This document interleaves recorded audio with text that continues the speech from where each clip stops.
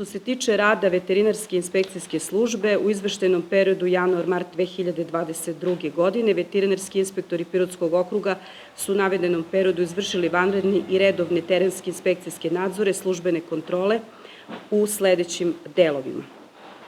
Provođeno je službeno uzorkovanje krvi domaćih svinja zakladnih u klanici Mustang D.O.O. Uprava za veterinu je donela rešenje kojim su proglašena zaražena i ugrožena mesta od afričke kuge svinja kod domaćih svinja i naređene mere, a po pojavi novih slučajeva ove bolesti kod domaćih svinja i to zaražena područja Orlja i Bazovik, ugrožena područja Osmakovo, Vranište, Crnoklište, Ragodeš, Rudinje, Cerova, Mirkovci i Šugrin na teritoriji grada Pirota.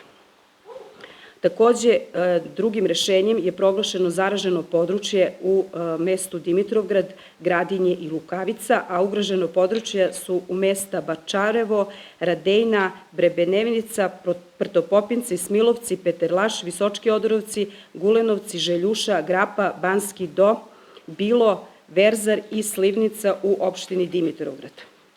Na osnovu odobrenja Nacionalnog kriznog centra za afričku kugu svinja pristupilo se sprovođenju generalnog plana realizacije nadzora u zaraženom i ugroženom području od afričke kuge svinja na teritoriji grada Pirota, izuzimajući naseljena mesta koja se nalaze u zaraženom i ugroženom području po gore navedenim rešenjima iz januara 2022. godine.